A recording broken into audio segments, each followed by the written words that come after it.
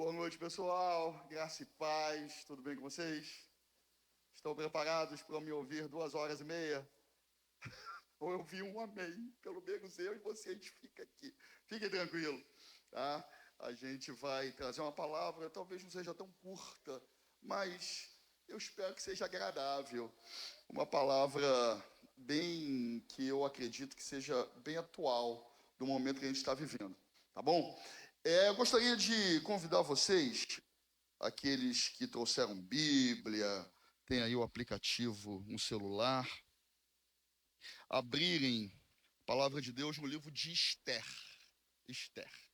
Hoje eu vou pregar sobre a rainha Esther. A Bíblia Sagrada é um livro muito especial, irmãos, mas muito bom, porque é o livro que valoriza as mulheres. Mas como valoriza? E nós estamos falando de 700 antes de Cristo, um livro escrito especialmente por causa de uma mulher. Coisa maravilhosa, só a Bíblia Sagrada que traz isso naquela sociedade, naquele momento, porque o valor que Deus dá à mulher e às pessoas no geral é muito especial, muito grande. Então, se Deus te dá valor, valorize-se, viu? Em nome de Jesus. Vamos lá? Esther, capítulo de número 4. Eu vou ler os versículos 13 a 16. Bom? Esther 4, 13 a 16. Eu vou ler aqui na versão da linguagem de hoje, a nova tradução da linguagem de hoje, que diz assim: Foi esta a resposta de Mardoqueu para Esther. Pensas tu que por estares no palácio escaparás quando todos os outros judeus forem mortos? Se te mantiveres calada numa situação destas, os judeus serão salvos de outra maneira, mas tu e os teus parentes morrerão. E quem sabe, se não foi para um tempo como este que fostes colocada nesta posição? Esther mandou responder a Mardoqueu: manda reunir todos os judeus de Suzã para um jejum.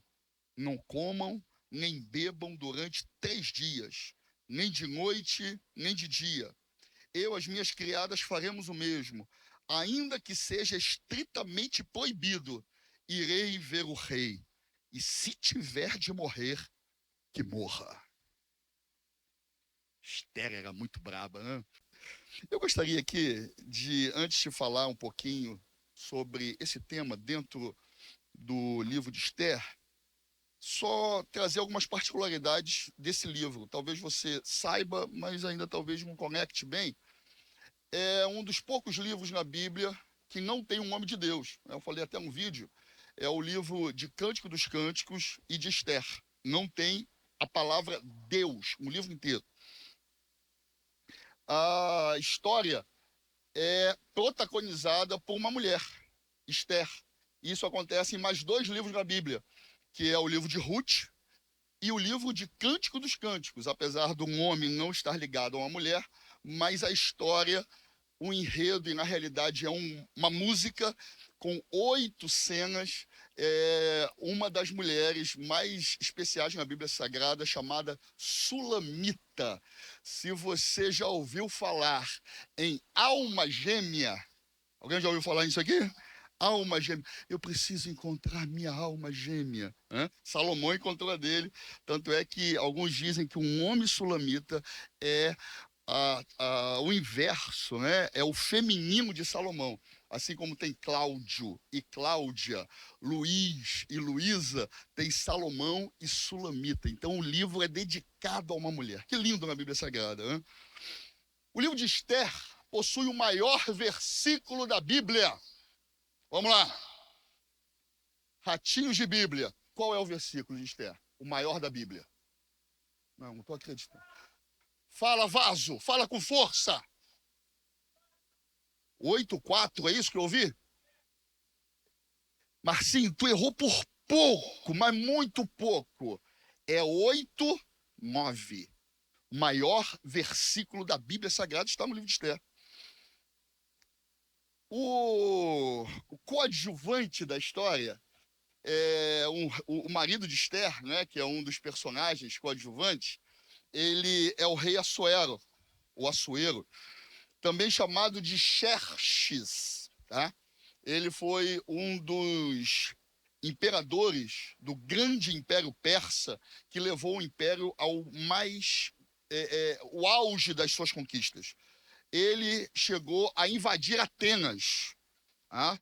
Ele invadiu Atenas e aí Atenas ela fez uma tática de guerra muito parecida com o que os russos fizeram na Segunda Guerra Mundial. Eles destruíram a cidade e recuaram. E aí foram para um lugar chamado Salamina. E aí estava lá a Confederação de Delfos. Quem está no primeiro ano do ensino médio sabe exatamente o que eu estou falando dessa história, né? E aí a Confederação de Delos, eles conseguiram vencer os persas na Batalha de Salamina. E Xerxes foi o protagonista dessa história. Isso aconteceu entre o capítulo 1 e o capítulo 2 de Esther. No capítulo 1 e capítulo 2 houve a Batalha de Salamina. Tá? E essa história, uma das particularidades também, ela passa numa das 3 sedes do governo. Não sei se você se lembra lá no vídeo, que eu estava mostrando um mapa, né, para a galera. É o mapa do Império Persa, e o Império Persa tinha 3 capitais, Babilônia, Suzã e Persépolis. E a história de Xerxes e Esther acontece na cidade de Suzã. E o interessante também é que a história acontece 60 anos depois do retorno do povo de Israel para Jerusalém. Esther, ela é pós-retorno do povo de Israel com Esdras, Neemias, Zorobabel. Interessante, só esses detalhezinhos da história. Muito bem, gostaria de saber, assim, com muito... vamos lá. Gostaria de separar aqui em 3 grupos, vocês. 3 grupos. Primeiro, quem conhece a história pode chegar aqui e responder a maioria das perguntas que foram feitas da história de Esther. Primeiro grupo. Segundo grupo, sabe assim mais ou menos, sabe que ela foi rainha, que teve uma vitória, depois teve uma festa, mas os detalhes não saca muito bem. E um terceiro grupo que não sabe nada, nem sabia que tinha Esther na Bíblia. Vamos lá. Quem é do primeiro grupo, que não sabe quase nada, tá assim, meio perdidão. Vamos lá. Bom, muito bom, valeu, gostei de ver. Quem é do segundo grupo, que sabe assim mais ou menos e tal? Caramba aí. Então vocês querem dizer que a maioria do terceiro grupo, quem conhece a história de verdade? Então levanta a mão. Aí vocês me quebram. Estão com medo de eu fazer pergunta, né? Eita. Então, já que a maioria não conhece a história, eu vou contar a história para vocês. Me permitam aí uns 20 minutos de introdução. Mas eu prometo ser assim mais leve. Eu só quero que você preste atenção. Por favor, não dispersa não, não viaja não, tá? Vem cá comigo. A história começa com uma festança. Alguém já foi para uma festança que demorou mais de um dia? Quem aqui já foi para festança? Bom, foi mesmo? Quem foi assim, mais de um dia? Uns 3, 4, uma semana? Pô, show de bola.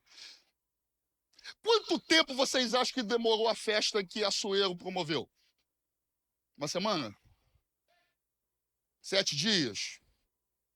Demorou 187 dias, 6 meses e uma semana de festa. Isso é para quem pode, né, irmão? Festa. Aí, num determinado momento da festa, ele doidão, porque esse cara era o da rama, o da bebida. Ele entornava aonde ele estivesse. E aí ele, doidão, mandou chamar a rainha. Chama, mestrite! O nome dela, né, o nome real dela, que na Bíblia Sagrada a gente tem como Vasti. Chama a rainha! Doidão, cheio de cana. Eu vou fazer com que ela desfile a beleza para todo mundo. Doidão. E aí ela falou, não vou. Mas como que você não vai? Não vou, acabou. E não foi. Mulher de fibra, né? Nossa, aí eu queria dar um abraço nela. O que aconteceu? Morreu? Não, não morreu, não. Foi destituída. Deixou de ser rainha. O Bebum fez um decreto dizendo que os homens tinham que ser senhores da sua casa. E que nunca mais isso podia acontecer. E aí, diante disso, ele lança um concurso, tipo no tempo do Faustão, né? Tinha muito concurso para dançarina. Aí teve, na minha época, um grupo chamado El Chan. Caramba, tô aí 2000, 2005. Vocês ninguém pensava em nascer. E aí teve um concurso da substituta de uma mulher lá na televisão. Coisa de doido, né? Foi mais ou menos o que ele fez. Ele fez um concurso para escolher a rainha. Tá? E aí, é nesse momento que entra o protagonismo de Esther, que também era chamada de Radassa. Isso! Radassa. Como faz falta a nossa Radassa, né? Quem era Radassa? Quem era Esther? Radassa era uma judia, da tribo de Benjamim, que os pais haviam morrido.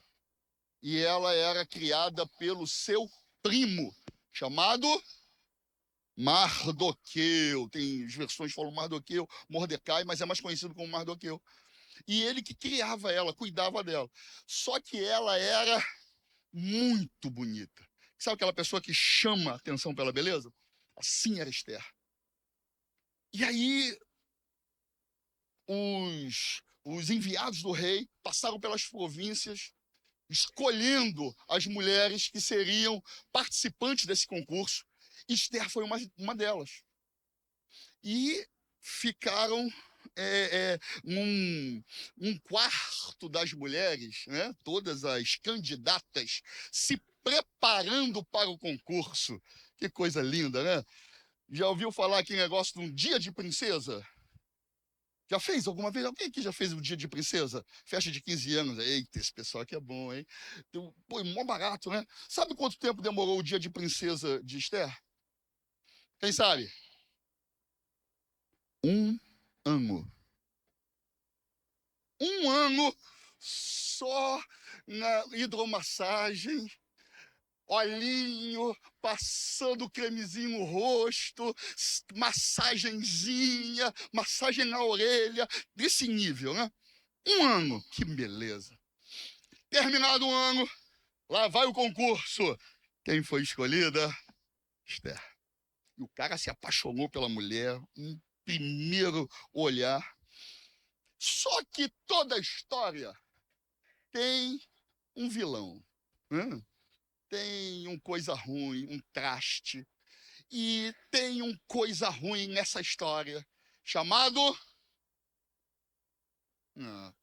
obrigado, Marcinho. Chamado Amã.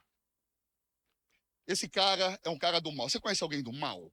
Alguém que quer derrubar as pessoas? O pior é quando que o cara do mal parece que é do bem. Aí você só sabe que ele é do mal quando ele bota as garras para fora. Amã era do mal o tempo todo. Ele era agagita. Agagita é da descendência dos filhos de Agag, que eram os amalequitas lá de trás. Tá? Houve uma oportunidade em Israel para acabar com eles, com Josué e depois com Saul. Israel não acabou com esses caras, e aí veio a descendência até chegar em Amã. E ele tinha, por causa disso, um ódio histórico contra os judeus, contra Israel. Só que agora, Amã era o segundo do reino. Ele dominava por toda a Pérsia. Ele era o cara. Ele era o principal governante, o principal conselheiro do rei. Só que ele tinha um problema. Além de ser um cara do mal, ele era megalomaníaco. Sabe o que significa essa expressão? Megalomaníaco. Ele tinha mania de grandeza. Ele tinha que aparecer. Ele tinha que ser o cara. E aí ele baixou um decreto que toda vez que ele andasse nas ruas de Suzã, as pessoas tinham que se abaixar, se dobrar e prostrar diante dele. Só que Mardoqueu era bicudo, sabe? Aqueles caras bicudo, carne de pescoço, os caras assim, tinhoso. E aí vinha a mão passando, e aí Mardoqueu, hein, pode passar. E ele, cada vez com raiva, aumentando o ódio, e ele colocou no seu coração que ele ia matar Mardoqueu, ia matar todo o povo de Israel. E o cara, como que é ardiloso, o que ele fez? Chegou para o rei e falou: Rei, Assuero, grande imperador da Pérsia, tem uma grande ideia para o senhor. Inclusive, essa ideia vai lhe dar mais dinheiro para os seus empreendimentos de guerra. Você vai ter mais dinheiro para arrebentar os gregos de novo. Nós vamos vencer essa batalha. É mesmo? Como nós vamos fazer? Você sabia que tem um povo aqui, tem uma galera aqui no teu reino que não obedece às tuas ordens? Não? É. Eles têm outros deuses. É mesmo, cara? O que é isso? Estão aqui dentro, olha só. E os caras estão ganhando dinheiro, todo mundo já enchendo a bufa. Sabe o que a gente tem que fazer, rei? Pode falar. Nós temos que acabar com a raça deles, matar todo mundo e pegar o dinheiro deles e trazer para o império para que você tenha mais dinheiro para fazer as guerras. O Assuero só faltou falar: isso é de Deus, hein, cara? Pô, gostei dessa parada. Pode fazer. Só que Assuero não sabia que Esther era judia. Qual era o nome de batismo de Esther? Qual era o mesmo nome dela? Radassa. Só que quando ela entra num concurso, ela se autodenomina Esther. Para mudar exatamente a conceituação do nome judaico. Ele recebeu carta branca do rei. Amã pegou o selo real, fez um decreto, carimbou com o selo real e passou por todas as 127 províncias. Que no dia 13 de Adar é mais ou menos dia 15 de março no calendário gregoriano, os judeus seriam exterminados.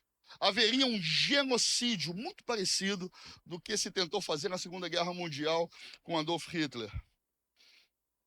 E aí, irmãos, nós estamos no texto que nós lemos. Foi dado a ordem, foi comunicado para todas as províncias de todo o reino da Pérsia, só que Esther, ela não soube do que estava acontecendo. Pareceu até um governante do nosso país, um determinado momento, que toda a sua cúpula estava roubando, mas ele não sabia. Eu não sabia. É muito interessante isso, porque parece que Esther estava vivendo na Barbilândia, no maravilhoso mundo de Bob, numa realidade paralela, porque o povo dela estava prestes para morrer e ela não sabia. E aí Mardoqueu falou: Esther, se liga na parada, toma tenência, porque se você não fizer nada, eu creio que Deus pode nos livrar, mesmo se você não fizer nada. Mas quem sabe Deus te colocou nessa posição como rainha para um momento como esse. Exatamente o texto que nós lemos. E aí, Mardoqueu, ou melhor, Esther, convoca uma oração, um jejum especial. 3 dias de jejum. Não vou falar para você levantar a mão, mas será que alguém aqui já jejuou 3 dias? Mas a gente está muito mal de jejum. Sabia que lá na África, principalmente ali nos países do sul da África, Moçambique, Angola, África do Sul, Suazilândia, aquela região, Uganda, a turma que entra na igreja começa a jejuar pela primeira vez 3 dias. O cara aceitou Jesus, primeiro jejum, 3 dias. Meu Deus do céu. Mas também os caras têm que jejuar mesmo, porque lá o bicho pega. E se não for com jejum e oração, a coisa não anda, não. E aqui, infelizmente, nós ainda temos pessoas que nem sabem direito o que é o jejum. Mas a gente vai melhorar, em nome de Jesus. E ela conclamou esse jejum com o povo, 3 dias.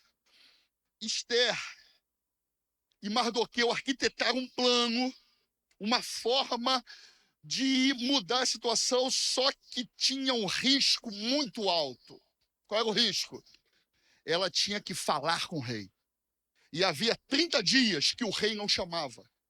E nessa cultura, no reino da Pérsia, a pessoa só podia falar com o rei se o rei chamasse. Se não chamasse, podia morrer. E ela falou, vou assumir o risco. O texto que nós lemos, se eu morrer, eu morro mesmo. Mas eu vou fazer isso. E ela arquitetou o seguinte plano. Eu vou chegar lá e vou pedir ao rei um banquete. Com ele e Amã, só nós 3. Ele vai perguntar o que eu quero e eu não vou falar nada. Só vou falar que eu quero um segundo banquete, para deixar a coisa assim bem curiosa. E nesse segundo banquete, eu desmascaro Amã. E assim ela fez. Entrou na presença do rei, e quando ela entrou, com certeza o povo em oração, em jejum, ela com muito temor, mas com muita coragem, ela entrou, ela foi, né, à direção do rei, e o rei estendeu o cetro, que era autoridade, e dava permissão para a pessoa chegar até ele. Ela tocou o cetro, e o rei disse, minha querida rainha, o que você quer? Cara apaixonado, né? Até metade do reino eu te darei se você me pedir. E o que ela pediu? Rei, só quero um banquete. Vou preparar um banquete para você e o seu principal conselheiro, Amã. Pode ser? Claro, sem dúvida. E foram para o banquete. Amã, quando recebeu o convite, ele que era megalomaníaco, você imagina como ele se inflou, né? A rainha, primeiro o rei tá na minha mão, agora a rainha também tá na minha mão. Eu mando nessa parada mesmo. Aí todo pomposo foi lá, se assentaram, beberam, conversaram. Aí chegou o momento que o rei perguntou: então, Esther, qual é o seu pedido? Aí ela manda: rei, eu gostaria de ter mais um banquete com vocês amanhã, nesse mesmo horário. Um novo banquete, e aí eu vou revelar o que eu quero. Aí o rei deve ter achado estranho. Mas, rainha, mais um banquete, mais vinho, mais bebida, tô dentro. Saiu, voltou pro quarto para dormir. O que acontece naquela noite? Ele dorme, sim ou não? Ele consegue dormir? Não dorme. Ele tem o que a gente chama de insônia. Alguém já teve insônia aqui? Meu Deus do céu. É mais fácil perguntar quem não teve, né? Ele não dormiu de noite. Rolando para um lado para o outro. Aí ele falou, não aguento mais esse negócio. Chama os historiadores do reino, porque eu quero ler as crônicas do reino da Pérsia, que era mais ou menos um diário do que acontecia de principal no reino. Lê isso para mim, para eu ver se eu consigo dormir. E aí começaram a ler. Chegou um momento que eles leram uma situação sui generis, que algum tempo atrás, Mardoqueu, olha só, gente, Mardoqueu, irmãos, isso que eu estou falando agora é o ponto de virada da história. Mardoqueu havia descoberto um complô, uma conspiração para matar o rei. 2 guardas tramando para matar o rei. Ele passou, ouviu, falou para o rei, ou melhor, falou para Esther. Esther contou para o rei investigou, e era exatamente isso. E os caras foram mortos. E isso foi escrito no livro das Crônicas da Pérsia. Olha só. E naquela noite, Entre o primeiro e o segundo banquete, o rei fica sem dormir e pede para ler as crônicas, e é lido exatamente essa parte, irmão. Isso é Deus purinho na terra, né? Quando ele leu, ele falou: o que aconteceu com Mardoqueu? Ele já foi honrado? Ele já foi recompensado por isso? Não foi nada feito para Mardoqueu. Ah, isso não pode ficar assim, não. Enquanto ele está falando, quem é que chega? Isso já era de manhã, gente. Quem é que chega no palácio? Pomposo, peito de pombo. Quem chega? Amã. E o que ele veio fazer no palácio? Pedir a cabeça de Mardoqueu. Porque no dia anterior ele tinha construído uma forca para matar Mardoqueu. Quando ele chega, o rei: Amã, muito bom você estar aqui. Muito bom te encontrar. Amã, fala aí para mim. O que... Ele não falou nada, né? O que deve ser feito com a pessoa que o rei quer agradar, que o rei quer honrar? Aí que Amã pensou: tá falando de mim. É agora. Então você tem um texto aqui que ele falou um negócio tão maneiro, que eu até anotei aqui. Tragam as vestes que o rei costuma usar, o cavalo que ele costuma montar, assim como a coroa real, olha só, cara, e dê instruções a um dos nobres para que as vista a esse homem e o conduza pelas ruas, montado num cavalo real, proclamando à sua frente: eis a forma como o rei honra quem verdadeiramente lhe agrada. Eis a forma como o rei honra quem verdadeiramente lhe agrada. Aí o rei ouviu tudo aquilo e falou: cara, gostei disso, irmão. Show! Faz o seguinte, Amã, do jeito que você falou comigo, tu vai pegar um Mardoqueu e vai fazer exatamente isso. Irmão, Deus vai me conceder a graça de chegar lá no céu, botar o TBT e ver a cara do Amã, cara. Quero ver a cara do Amã. Quando ele estava dizendo, todo felizinho. Você tem certeza, rei? Mardoqueu? Isso mesmo, Mardoqueu. Tu não sabe o que o cara fez comigo? E tu deve ter começado a contar a história. E aí ele foi...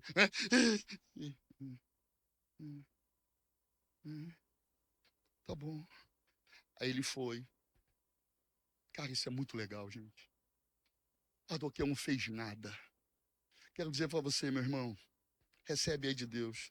Você que está sendo perseguido, humilhado, acusado injustamente. Em nome de Jesus, cala a sua boca, porque Deus vai pelejar por você. E um lugar de humilhação vai chegar a honra para tua casa, para tua família, para tua história. Aleluia. Ele foi lá, falou com Mardoqueu, vestiu Mardoqueu com as roupas do rei, colocou a coroa na cabeça do Mardoqueu, colocou o Mardoqueu sentado no cavalo e foi puxando o cavalo. Imagina um cavalo real, irmãos. Devia ser aquele puro sangue que para você subir você precisa de escadinha. E aí ele foi puxando o cavalo do rei e falando: esse é o homem que o rei se agrada. Esse é o homem que Deus... Ah, eu vou ver isso lá no céu, irmão. Eu vou chegar lá, Deus vai mostrar isso, que eu quero ver a cara. Ele sai do passeio pela cidade, volta para casa. Tu imagina como ele voltou para casa. Só o que tinha de noite? O que ia rolar de noite? O segundo banquete. Quando ele chega em casa, fala com a mulher, com os filhos, arrasado, vai para os seus aposentos. Quando ele está chegando no quarto: Amã, chegou a hora do banquete com o rei e a rainha. Ai, meu Deus, não tenho cabeça, mas tem que ir, né? Aí lá foi ele. Ai, pelo menos agora a rainha vai dizer o que ela quer. O porquê. Tolinho, né? Aí ele foi, se vestiu, chegou lá. Beberam, comeram, aquela festa toda. Então, Esther, disse Assuero, o que nos traz aqui? Estou assim, morto de curiosidade. Você sabe que o que você pediu eu vou te dar até metade do reino. E aí ela diz: o meu povo está sendo exterminado. E tem data para isso. Dia 13 de março, 13 do mês de Adar, o meu povo será destruído. Aí ele fala: o que, Esther? Mas qual é o seu povo? Eu sou judia. O meu nome verdadeiro é Hadassah. E um homem fez um decreto. Nossa, caraca. Eu fico. Entra na história comigo. Vem pra história comigo. Vai lá. Imagina a cara do cara, irmão. E um homem fez um decreto para matar o meu povo. E o rei, irmão, se fosse eu, já tinha me levantado da cadeira. Quem é esse cara? Quem é ele? É ele. Amã. Deus do céu. Quando o rei viu aquilo, irmão, foi a paralisia. Sabe quando é?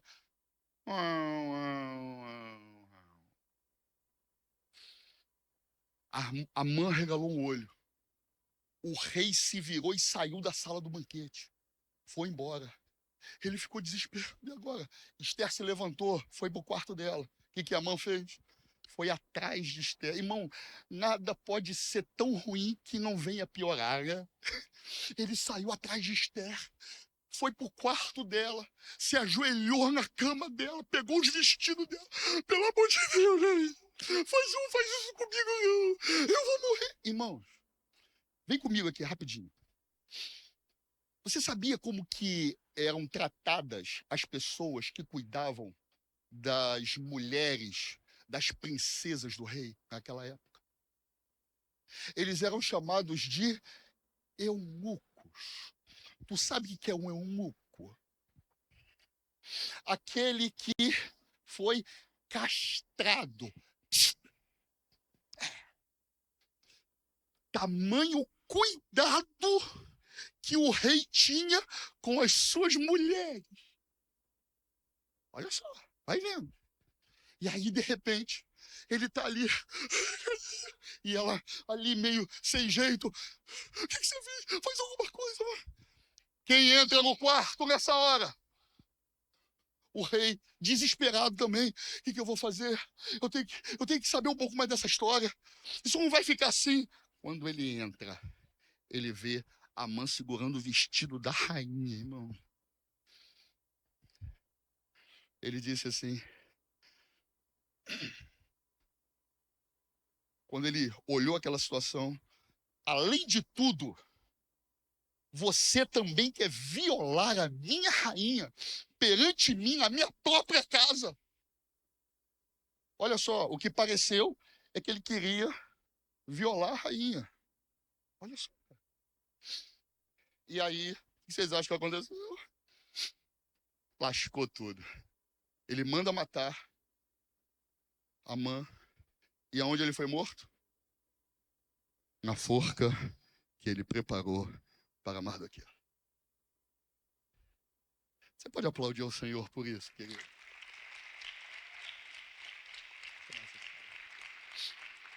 Uma das histórias mais lindas e mais impressionantes da Bíblia Sagrada. Só que não terminou o problema. Por quê? O rei tinha feito o edito. E naquela cultura, naquele reino, a palavra do rei não volta atrás. Só que o rei falou: Esther, você vai cuidar da casa de Amã. Olha só. A família de Amã, os bens de Amã serão agora tua responsabilidade. O que Esther fez? Chamou Mardoqueu para ser o conselheiro do rei. O cara que ia ser morto no dia anterior, no dia seguinte, era o conselheiro do rei. Tentaram conversar sobre alguma forma de salvar o povo. E a única forma encontrada foi avisar aos judeus que naquele dia marcado para o genocídio, o povo de Israel poderia se defender contra seus inimigos. Eu não sei se vocês têm ideia do que está acontecendo aqui. O rei autorizou uma guerra civil dentro da sua cidade. Os inimigos dos judeus e os judeus lutando. Eu não sei se alguém aqui um dia já viu um filme maluco, mas que tem uma mensagem muito interessante. Uma noite de crime. Uma noite de crime, eu acho que é isso. De madrugada pode fazer o que quiser, né? São 12 horas. Foi mais ou menos isso que aconteceu. Pode se defender. E eles se defenderam. Naquele dia marcado, que seria a destruição do povo, se tornou um dia de luta, um dia de sobrevivência e um dia de vitória contra os inimigos. E até hoje, 2025, é comemorado pelos judeus a festa do Purim. Purim é o nome da festa, que é a festa chamada Festa das Sortes. Olha só que delícia, irmão. É muito bom essa ironia. Sabe o que significa a palavra pur em hebraico? Dado. Aquele dado que a gente joga. Tá? Purim são vários dados. Por que a festa é a festa dos dados? Porque o dia 13 de Adar, 13 de março, foi escolhido porque Amã jogou os dados e as sortes caíram no dia 13 de Adar. E a festa, até hoje, comemorada em Israel. E os judeus fazem dessa festa a mais dançante, a mais efusiva, a mais festiva de todo Israel, porque é festa só de alegria, é a festa do Purim. Que história maravilhosa.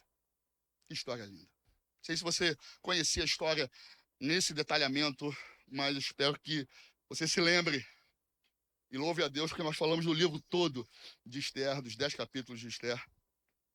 E eu quero hoje trazer para você a mensagem. Às 9h20 eu vou começar a pregar. Voltei, né? O Afonso já baixou a cabeça. Não, mas eu vou ser rápido, Afonso. Fica tranquilo, filho. Você lembra do tema da mensagem? Você se lembra do tema da mensagem que eu falei aqui? Quando eu comecei? Chegou a nossa hora. Chegou a tua hora, meu irmão. E o que isso tem a ver com essa história tão interessante, tão extraordinária de Esther? Isso tem tudo a ver. Porque Mardoqueu falou para Esther, talvez foi para esta hora que Deus lhe colocou como rainha. Chegou a tua hora, meu irmão. Querido adolescente, jovem, meu irmão, minha irmã que se encontra aqui, eu lhe desafio a internalizar uma verdade espiritual. Chegou a hora de você ser usada por Deus de forma poderosa. Estamos cercados de amães que querem a todo custo nos destruir, acabar com os nossos sonhos, desfazer nossa identidade. Mas a Esther, a grande Hadassah, ela nos ensina que diante desse cenário, o Senhor está conosco. E nós vamos vencer todas as investidas dos inimigos, porque o Senhor está conosco. Mas para isso, é necessário 3 coisas. Sobre isso que eu quero falar nessa noite. 3 atitudes de Esther.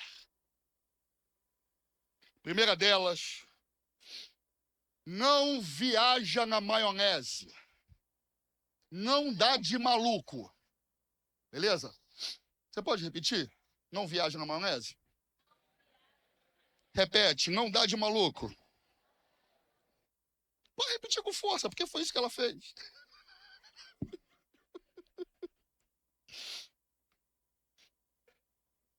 Não dá de maluco, cara. Tu tá vivendo em que mundo, irmão? Tu tá achando que nego tá de brincadeira? Que Satanás está dormindo? Ou você não acha que o TikTok é para acabar com a tua vida? Você não acha que o Instagram tem todo aquele perfil, aquele logaritmo para você ficar passando? Por quê? Porque ele quer te prender.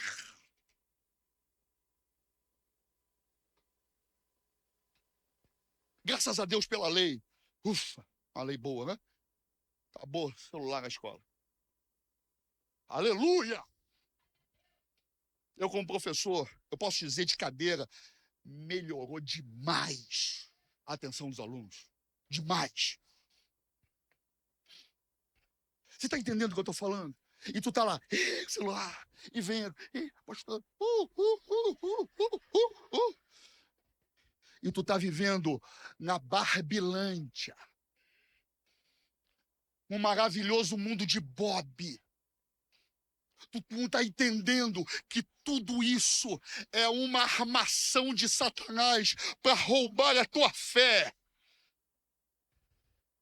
para tirar você do caminho. Esther era rainha, cercada de pompa, servos, servas. A mulher mais importante do Império Persa, o maior império territorial do mundo, de todos os tempos, maior do que o Império Romano. Ela desfrutava de cuidados. Não sei se alguém aqui já viu aquele filme do... Ah, Jesus, pensei agora no filme, agora tem que me lembrar do filme, né? Lá com... Ai, Jesus, não me esquecer, que ele era um príncipe num país fictício da África, e ele era cercado de servos e servas. Era um filme muito antigo, e agora teve o número 2, Príncipe em Nova York, é o nome do filme. Qual é o nome do ator? Ed Murphy, obrigado. E aí eu não sei quem viu o filme, ele, quando tomava banho, as pessoas, né, tinham servos que cuidavam dele, que passavam o sabonete, quando ele escovava os dentes, ele só abria a boca assim, aí alguém vinha e escovava os dentes, era assim que acontecia lá no filme, né, Ed Murphy, filme de comédia. Devia ser mais ou menos assim a vida de Esther, irmão. Ela não fazia nada, todo mundo fazia tudo para ela, e aquela situação a entorpeceu.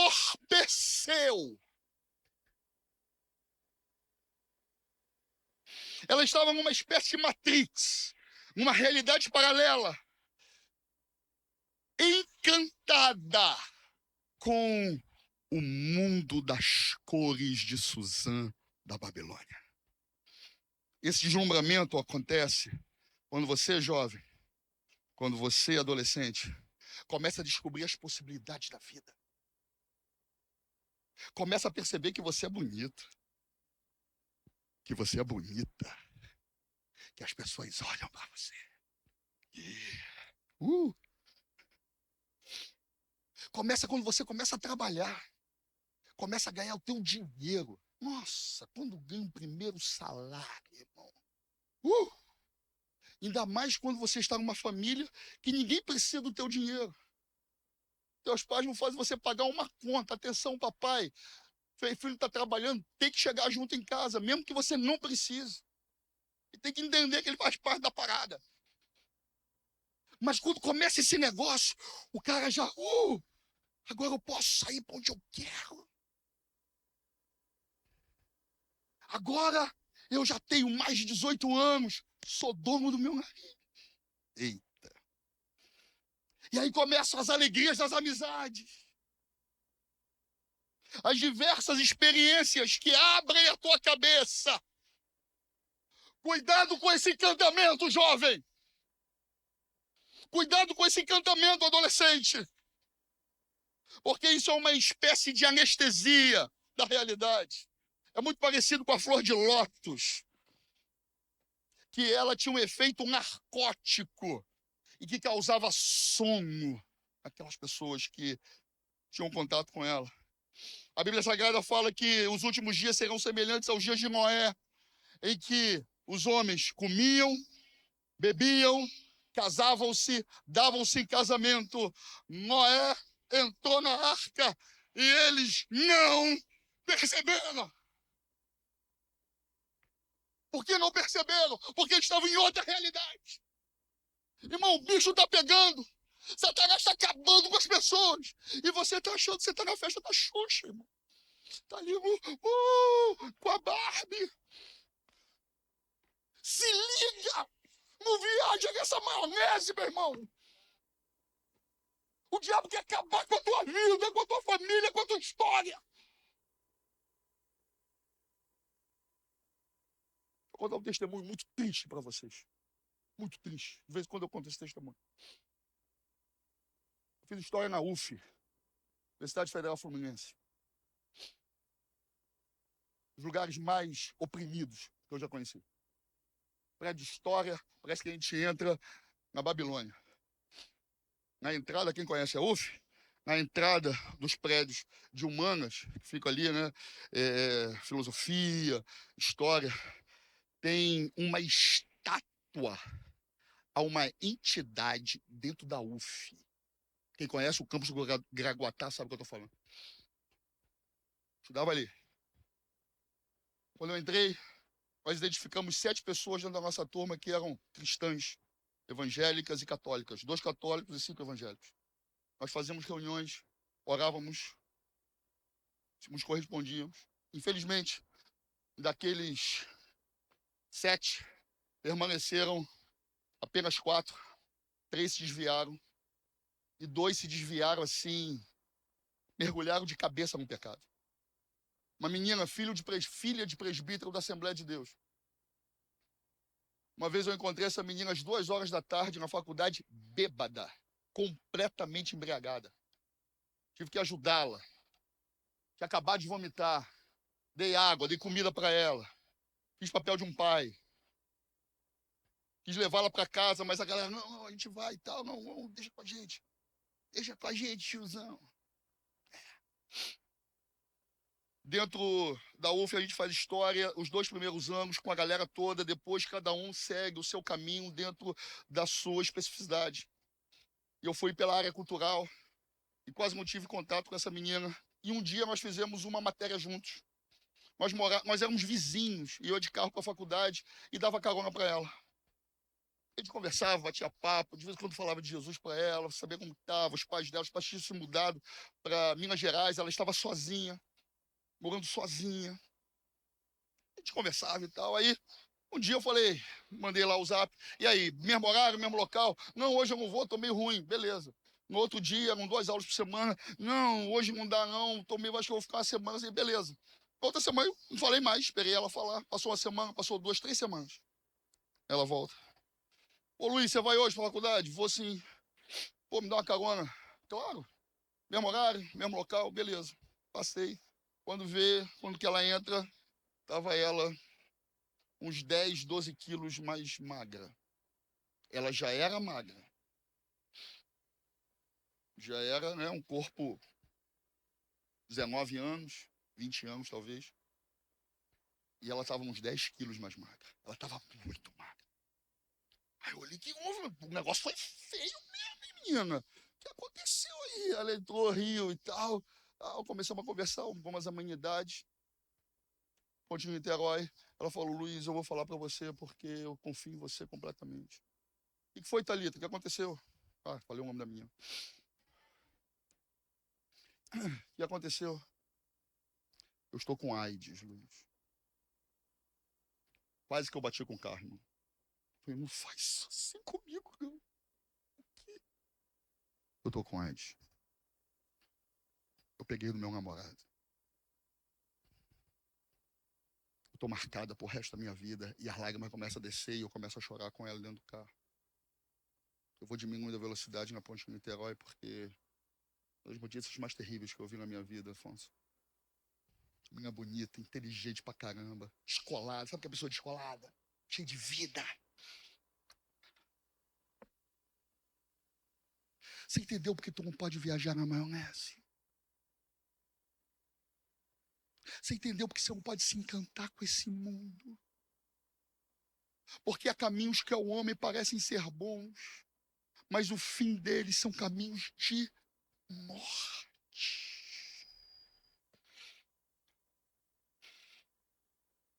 Segundo, Quanta coisa para falar. Vamos embora, vamos respeitar o horário. Segunda coisa que Esther conseguiu fazer. Primeiro, ela estava nesse fabuloso mundo de Bob. Mas só que ela fez uma coisa. Ela pegou a visão de cria. Sabe qual é? Segundo ponto da minha mensagem. Pega a visão de cria. Vamos repetir? Pega. Estou com medo de falar. Quanto jovem, quanto velho.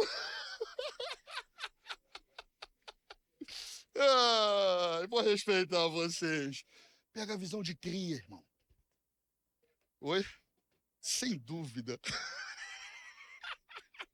O que é a visão de cria? Se liga que tem uma parada certa para ser feita. Tem um negócio que vai te levar ao lugar bom. Aquela cultura, entrar na presença do rei podia levar à morte. Mas graças a Deus pela nossa querida Esther, porque finalmente ela saiu da Barbilândia, irmão. Saiu do maravilhoso mundo de Bob. E ela se conscientizou da batalha espiritual. Ela pegou a visão. Ela se muniu das armas espirituais. Atenção, adolescentes, jovens, vocês estão em batalha espiritual. Satanás quer destruir vocês, só que as armas espirituais estão à vossa disposição. Entra nessa batalha. Pega essa visão, meu irmão. Não é contra a carne e o sangue que temos que lutar, mas sim contra principados, potestades, contra os príncipes do mundo, destas trevas, contra as hostes espirituais da iniquidade nas regiões celestes. E quais são as nossas armas? As armas da nossa milícia não são carnais, mas poderosas em Deus para a demolição de fortalezas, derribando o raciocínio, todo baluarte que se ergue contra o conhecimento de Deus, levando cativo todo pensamento à obediência a Cristo. Irmão, a coisa tá feia, o bagulho tá doido. Só você mergulhando no rio do Espírito é que você vai ter esperança nesse mundo. Tu acha que a tua faculdade vai te salvar? Que a tua família bem ajustada pode te salvar, irmão? Se você deixar se levar pelas coisas desse mundo, você vai perder o rumo de casa. Mas Esther, ela pegou a visão, falou, não, nós vamos orar, nós vamos jejuar, porque Deus vai nos dar vitória, Deus vai nos dar estratégia, Deus tem compromisso com aqueles que se comprometem com Ele. Chega de dar uma de maluco, gente. Chega dessa viagem. Chegou a tua hora. Chegou a tua hora de se levantar com poder, com autoridade e abalar essa geração na unção do Espírito Santo. Deus está esperando pela tua postura. Está esperando para que você entenda que há um mundo espiritual e vidas estão sendo levadas à morte. Como falou a jovem aqui, cheia da unção do Espírito Santo, você precisa do foco certo. Aleluia. Para a gente terminar. Número 3. Vai vir outra gíria, né? Fica na moral e mostra atitude. Vocês se lembram do primeiro ponto? Vou pregar essa mensagem domingo à noite, vocês acham? Não viaja na maionese, não dá de maluco, tá bom? Primeiro ponto. Segundo ponto, pega a visão de cria. E terceiro, fica na moral, mostra atitude. O que Esther falou, irmãos? Uma das palavras mais corajosas da Bíblia Sagrada, ela disse: irei ver o rei, se tiver de morrer, que eu morra. Eita! É isso que Deus está esperando por você, jovem. Ser cristão, historicamente, é dar cara a tapa, é ser perseguido, é servir de escárnio, é se tornar motivo de oposição. Assim como foram os cristãos no primeiro ano, no primeiro século da igreja, até hoje, em muitos países, a igreja é perseguida, é odiada, cristãos são mortos, mas eles continuam firmes na sua fé. E é interessante, irmãos, que os lugares onde existe mais perseguição da igreja, estatisticamente, são os lugares que a igreja mais cresce. Muçulmanos têm se convertido ao evangelho às pencas. Chineses têm entregue a sua vida a Jesus. Conhecidos cristãos da Coreia do Norte, sabe por quê, irmãos? Porque o evangelho não pode ser preso. Só que Deus conta com você, cara. Deus conta com a tua atitude. Deus conta com você, cheio do Espírito Santo, lá na Universidade Federal Fluminense, para ganhar aqueles caras para Jesus. Porque eu, com meus cabelos brancos, com a minha idade, eu não consigo alcançá-los. Mas você, que é da mesma idade, que tem a mesma linguagem, mas cheio do Espírito Santo, você vai alcançá-los. Falei dessa menina. Tinha outro rapaz, parceiro, outro bom demais, cara. Eu tinha um problema sério, era flamenguista doente. Nossa, Deus do céu, aquilo me atazanava. Escrevia no meu caderno, uma vez Flamengo, sempre Flamengo, demoniado, né, irmão?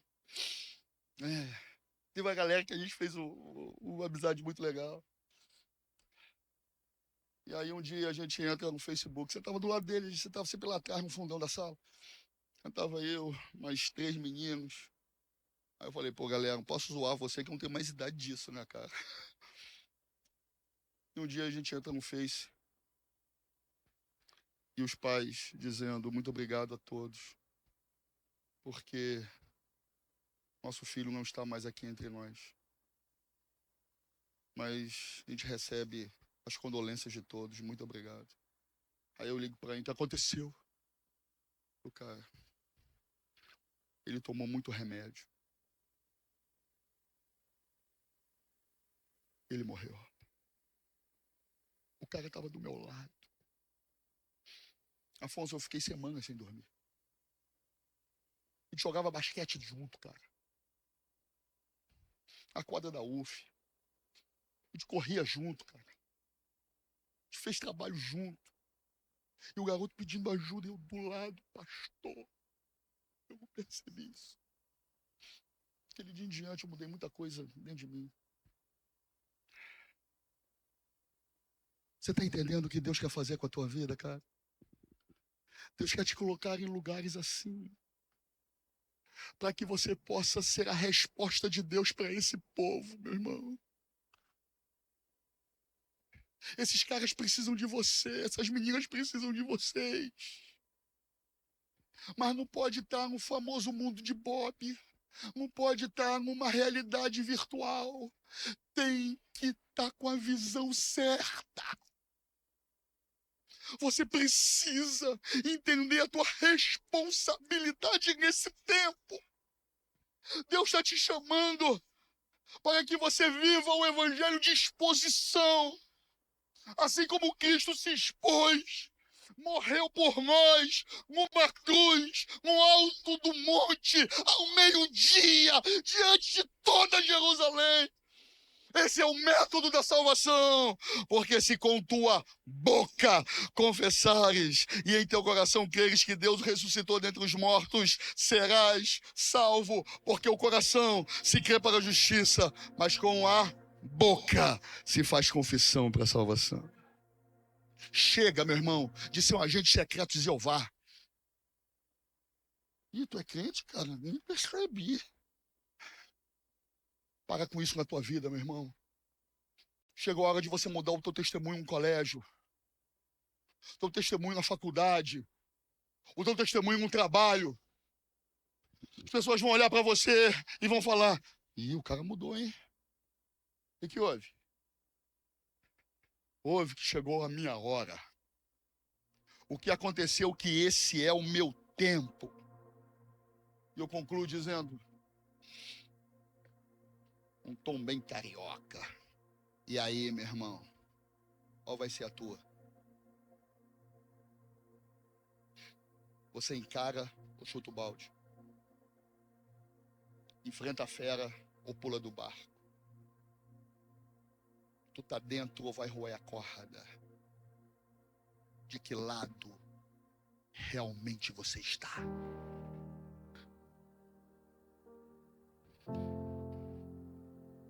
Esther, por mais maravilhosa que ela seja, ela estava do outro lado. Ela fazia unha todo dia. Nossa, que sonho para as mulheres, né? Ela tinha massagem nos pés todas as manhãs.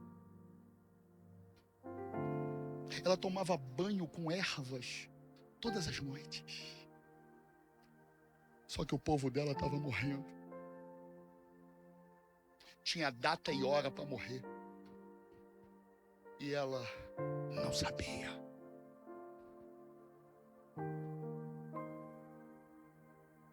Mas só que ela foi despertada. Eu louvo a Deus porque ainda existem Mardoqueus no nosso tempo, que dá uma sacudida na gente e diz: se liga, mané. Tu tá maluco, cabeça? Deus te colocou aqui para esse momento. Vocês foram chamados por Deus no momento mais terrível da sociedade mundial. Um momento onde a cada 3 segundos uma pessoa se suicida no mundo. Um momento onde a juventude está perdendo a sua identidade. Porque o cara um dia é bissexual, um outro dia ele é assexuado. Depois agora ele é quaker. Aí depois ele é cis, volta para ser hétero. E amanhã ele já não sabe mais o que é. Esse é o tempo. Você imagina o que isso dá na cabeça do cara? Não sabe o que é. E vocês foram plantados nesse tempo, porque são vocês que vão salvar essa nação. Se você está dentro, você vai encarar o tranco. Vai conseguir. Então vai ser a voz dissonante no meio da multidão. Você vai testemunhar de quem é Jesus.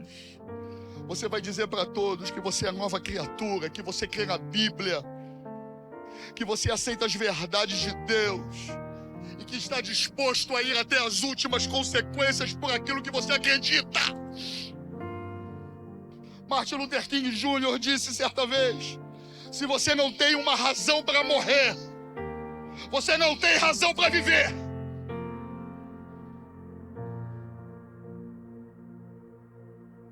Será que você é capaz de dar o seu pescoço pela causa? É isso que motiva a nossa vida. O apóstolo Paulo, quando se despediu dos líderes em Jerusalém, ou melhor, os líderes que estavam na cidade de Mileto, ele foi para Jerusalém, ele trouxe uma das palavras mais impactantes da Bíblia Sagrada: em nada tenho a minha vida por preciosa, contanto que cumpra com a minha carreira e o ministério que recebi do Senhor Jesus, para dar testemunho da graça de Deus. Você está se preparando para a vida, meu irmão. Você está se preparando para o Enem, está se preparando para os desafios, está estudando pra caramba e tem que estudar muito mesmo. Está estudando muito, tem que estudar mais. É assim que funciona, porque a concorrência é alta. Mas Deus vai te abençoar, cara. Tu é um cara inteligente. Tu vai chegar lá. Só que quando você chegar, você vai dar testemunho da glória de Deus. A faculdade não vai te desviar. O ensino médio não vai te esfriar da presença de Deus. Mas quando você chegar diante de a mãe das feras, é você que vai ser a referência de Deus naquele lugar. Eu quero dizer de todo o meu coração, eu acredito na geração de vocês. Eu já falei isso aqui algumas vezes na IERC. Eu acredito nessa geração. Sabe por quê? Vocês são fera demais, cara. Vocês são bons. Vocês têm tecnologia e sabem brincar com a parada. Vocês fazem várias coisas ao mesmo tempo. Até demais, né? Vocês têm uma capacidade que na minha época a gente nem sonhava em ter. Estão ligados ao tempo todo. Só que diante de tudo isso, de todas as potencialidades que essa geração possui, é necessário fazer alguma coisa para mudar a história. E nessa noite, meu irmão, eu convido a você a tomar a postura de Isaías. Senhor, eis-me aqui. Eis-me aqui, Senhor. Envia-me a mim. Talvez eu tenha sido uma Esther na Barbilândia, mas eu quero mudar com isso hoje. Eu quero tomar a posição certa, porque Deus me levantou para esse momento.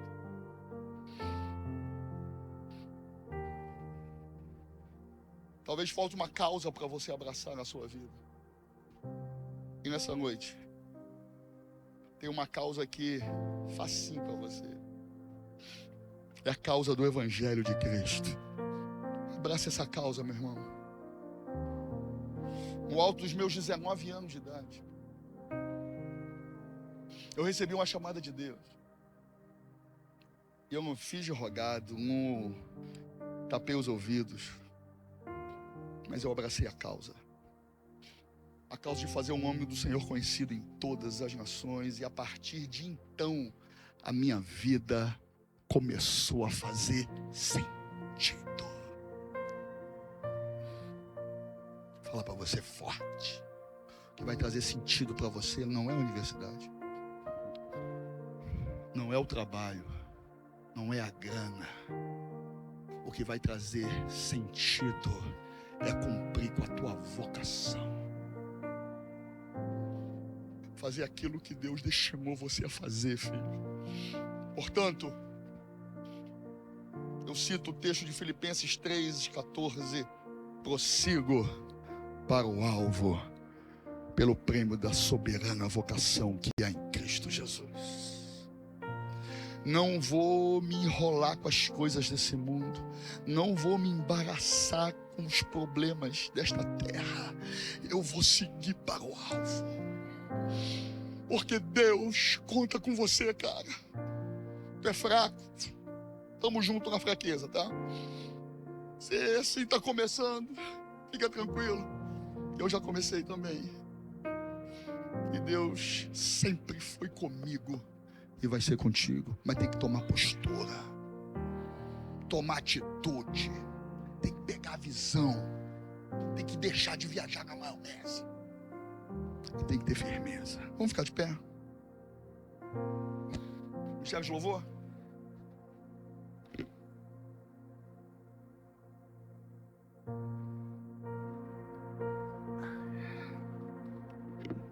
Afonso, hoje eu fiz esboço. 7 páginas.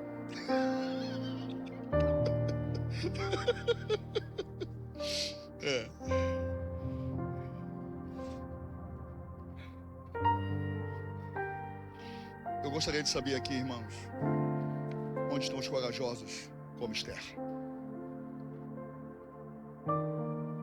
Devia ser uma menininha magrinha, linda,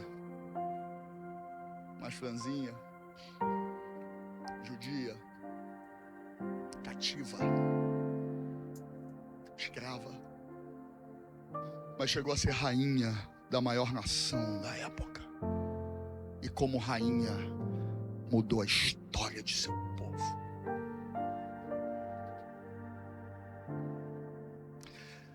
está esperando gente assim, cara.